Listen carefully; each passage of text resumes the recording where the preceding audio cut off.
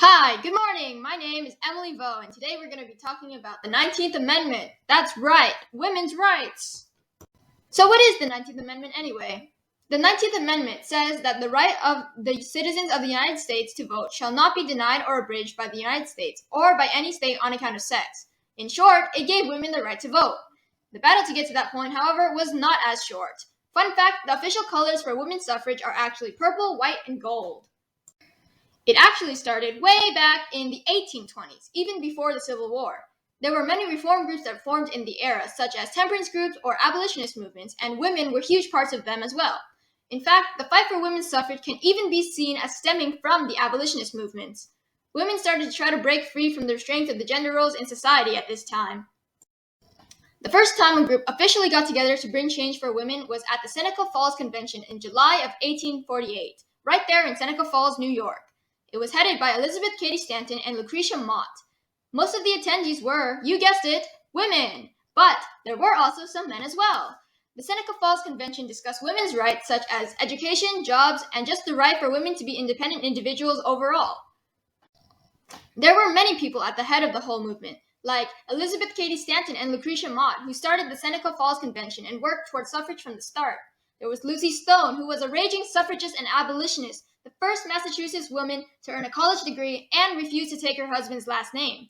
There was Susan B. Anthony, who gave speeches everywhere to advocate for women's suffrage, and Ida B. Wells, an African-American writer and journalist who fought for women's suffrage and for racial equality. There were so many more women involved in the process as well. Together, they may not have agreed on everything, but they definitely gave their all to fight for the rights of women everywhere. They were the absolute OG girl bosses. In their fight for independence, a document was created called the Declaration of Sentiments, modeled after our good old Declaration of Independence. It says, "We hold these truths to be self-evident, that all men and women are created equal." With this public statement, the press and many people stopped supporting the movement overall, but it didn't deter them. If anything, the recognition just made them that much stronger. They protested in the streets and raised their voices to whoever would listen. Yes, ladies, speak your truth.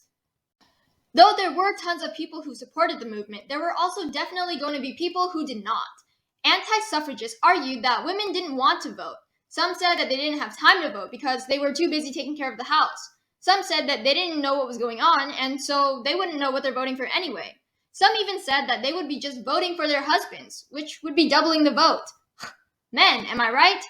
Oh, wait, but there's a twist. Many of the anti-suffrage groups were actually made up of women themselves. Fortunately, the suffragists fought on, and in the end, they prevailed. Finally, on August 18th, 1920, after an entire century, more than a lifetime of fighting, the 19th Amendment was finally ratified. Woo! Yeah! Go ladies! Go girl bosses! Now, you, your sister, your grandma, your mom, everyone can vote, right? Wrong. You see, even though everyone should be able to vote now, that didn't mean that everyone really could. African-American women still could not vote, even after the passing of the 15th Amendment that said the right to vote could not be denied because of race or color.